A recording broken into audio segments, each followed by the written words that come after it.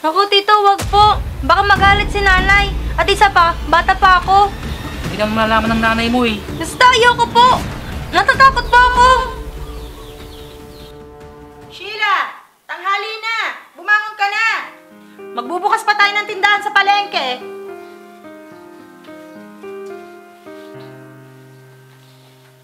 Nay, tinatamad pa akong sumama sa inyo. Maiiwan na po ako. Ikaw talaga, Sheila. Ubod ka ng katamaran. Paano ka aasenso pag ganyan? Nay naman, inaantok pa ako. Susunod na lang po ako sa inyo mamaya. Hay nako! Huwag ka na lang sumunod kung ganyan ka rin kikilos. Maglinis ka na lang ng buong bahay. Naintindihan mo? Opo, Nay. Pagkatapos ko pong maligo. Ikaw na rin ang bahalang magluto ng pagkain nyo ng tsuhin mo. Opo, Nay. Sige na, aalis na ako. Tanghali na. Sige po, Nay. Ingat po kayo.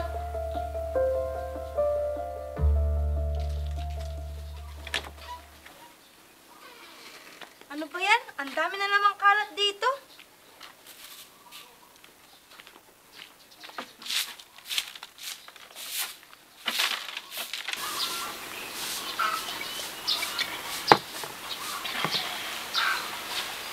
Pre, tignan mo yung anak-anakan mo. Napakaganda. Hindi ka ba naaakit sa kanya, pre? Siyempre naman pre, tignan mo yung hubog ng katawan niya.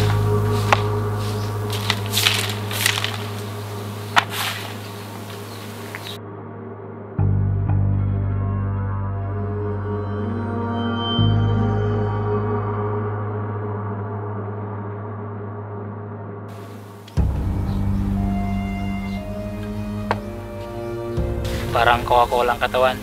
Ang sexy. Oo nga, pare. Eh, anong balak mo sa kanya? Pare, bubot pa yan. Kung baga sa prutas, hilaw pa yan. Kaya papahinigin ko muna para hindi mahirap kumbinsihin. Sa bagay, tama ka. Sabihan mo ako pag okay na para maka-score din ako. Oo ba? Sige, tagay, pare.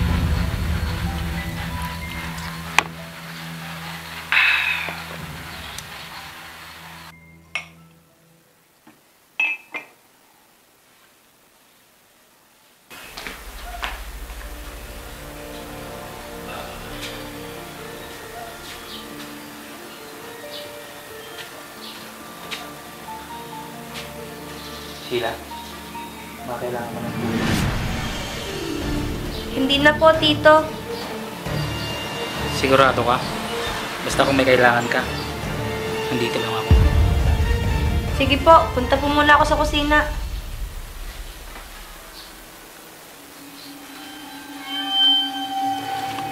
Sheila, may boyfriend ka na ba?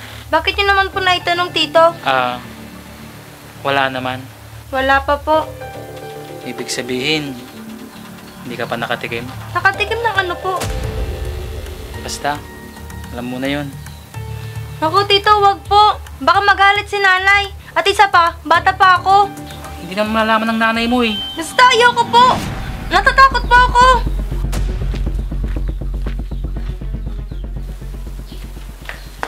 O, Sheila, kumusta kayo dito? Nasaan ang tsuhin mo? Andun po, natutulog po. Naginuman po sila ni Mang Franz kanina. Hay nako, imbis na tumulong sa palengke, alak ang inatupag. O ito, Sheila, magluto ka na nang makakain na tayo pagkaligo ko. Sige po, Nay. Makaligo na nga. Ano ka ba, mahal? Mamaya na lang. Baka marinig tayo ng anak ko. Hayaan mo siya, mahal. Dalaga na siya. Alam na niya kung anong ginagawa natin. Ay, ano ka ba, mahal? Dahan-dahan lang.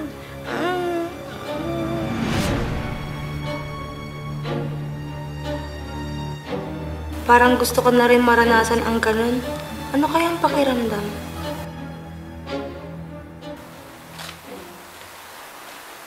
Oh, anak, ba't hindi ka pa kumakain? Nawala po yung gutom ko, Nay. Para kasing may iba akong gustong kainin, Nay. Parang gusto na niya.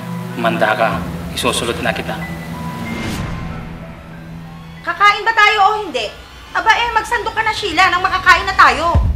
Opo, Nay.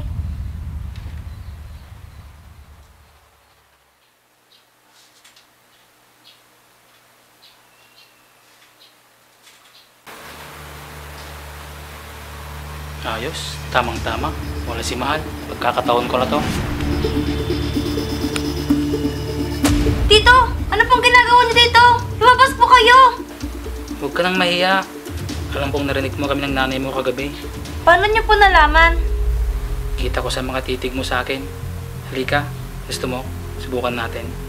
Ayoko po. Natatakot po ako. Huwag kang matakot. Akong bahala sa'yo. Dadahan-dahanin ko lang. Sige po, kayo pong bahala. Basta hindi po ako masasaktan. Gusto ko pong subukan kung ano pong pakiramdam. Oo, akong bahala sa'yo. Ano, handa ka na ba? Ako po, Tito.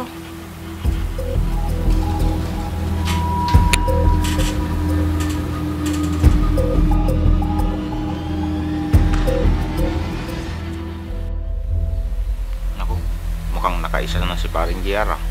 Ang sarap po pala sa pakiramdam, Tito. Sabi ko naman sa'yo eh, hindi ka masasaktan pag dahan-dahan lang. Tito, sa susunod ulit Gusto mo ulitin natin? Oo naman po. Masarap po pala. Ngayon, alam mo na. Masasabihan mo ako pag gusto mo ulit.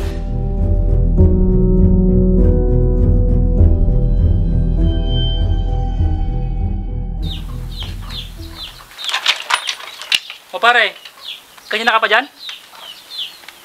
Hindi naman pare, ayain sana kitang tumagay. Pwede naman pare. Tamang-tama, nakakondisyon ako. Kita ko nga pare, galing ka sa kwarto ng anak-anakan mo. Paano mo napapayag? Wala pre, siya mismo ang nagpakita ng motibo. Kaya sinungguban ko na. Ayos ah, walang kahirap-hirap. Oo nga, at umihit pa siya ng isa. Saan ka pa? Naku, wag ka ano pare, baka makahalata yung ina, lagot ka. Hindi yan pare, akong bahala. Talagang hindi ka na nakapaghintay pare ah. Eh siya naman yung kusang lumapit sa akin. Mahirap na, baka maunahan pa ako ng iba. Sabagay, nakama ka dyan pre. Tara, sabay na lang tayo mag-inom. May alak pa ako dun. Sige pre.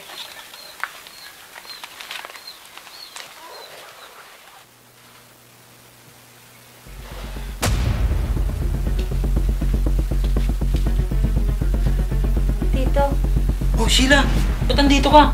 Asan ang nanay mo? huwag po kayong magalala. Umalis na po siya. Ganun ba?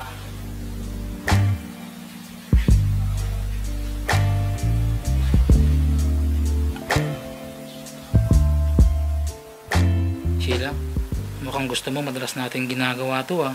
Ang sarap po pala kasi, Tito. Baka mamaya makalata na yung nanay mo sa atin. Hindi naman po siguro, Tito. Nag-iingat naman po ako. Buti kung ganun. Pero mag-ingat ka pag papasok ka dito. Baka may makakita sa'yo. Sige na po, Tito. Lalabas na po ako. Baka pauwi na po si nanay.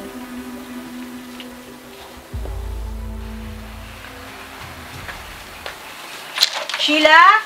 Asan ka? Kunin mo nga itong dalakot magluto ka na ng ulam. Andyan na po pala kayo, Nay. Asan ang tito mo? Parang wala siya. Hindi ko po siya nakita kung umalis po siya, Nay. Natutulog po kasi ako sa kwarto ko. Sige, kunin mo na to at lutuin mo na. Maglilinis muna ako ng katawan. Sabihan mo na lang ako pag andyan na yung tito mo, ha? Opo, Nay.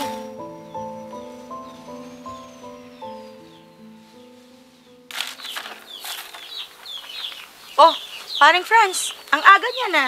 O mare, hindi kaya ito nagtinda ngayon? Oo pare, hindi ko na kasi nakakasama yung mag-ama ko eh. Ah, ganun ba? Pasensya ka na ha. Birthday ko kasi ngayon. Eh si paring JR lang malapit sa akin. Naku, ganun ba? Happy birthday. Mas maganda nga at dito na lang kayo sa bahay nagiinuman. Sandali lang at tatawagin ko siya. Mahal, andito si paring Franz. Mahal? Oh, paring Franz. Happy birthday. Hindi ko nakalimutan ha. Salamat pare. Walang ano man pre. May dala ka ng alak ha. O Sheila anak, batiin mong Tito Franz mo. Birthday niya ngayon. Happy birthday po, Tito Franz. Salamat iha. Buti pa kayo. Buo yung pamilya nyo. Ang hirap ng mag-isa lang. Oo nga paring Franz, mahal na mahal ko yung mag-ama ko. Kaya mas lalong nagsisipag pa ako para sa kanila. Ang swerte talaga sa'yo ni paring JR. Tama ka dyan pare. Sobrang bait ni kumari mo. Sobrang bait mo para lokohin kita. Sa sarili mo pang anak. Patawad, mahal ko. Hindi ko alam kung paano ko kayo nagawang lokohin, Nay. Patawarin niyo po ako dahil hindi ko po nalabanan ang nararamdaman ko. po namamalayan sinisira ko na pala ang pagiging mag-ina natin. Patawad po. Nay, mahal na mahal po kita. Mahal na mahal din kita, anak. Ayos ka lang ba? May masakit ba sa'yo? Wala po, Nay. Patawarin niyo po ako kung madalas hindi po ako sumusunod sa inyo at hindi ako naging mabuting anak. Ano bang pinagsasasabi mong bata ka, ha? Ako rin, mahal. Patawarin mo ako kung di na kita nasasamahan sa magtinda sa palengke. Mula ngayon, araw-araw na kitang tutulungan. Ang lambing naman na mag-ama ko. Nakakapanibago ata, ah. Tama yan. Huwag niyong hayaang masira ang pamilya niyo nang dahil lang sa maling nararamdaman niyo. Mabuti naman at naisip niyo ang pagkakamali niyo. Ano ba yan? Dapat masaya tayo kasi birthday ko, huwag puro drama. Tara pre, shot tayo. O, Sheila, anak. Tara sa loob. Magluto tayo ng pulutan nila at makakain tayo mamaya at mapagsaluhan natin. Sige po, Nay. Tara, pre. Isa na natin.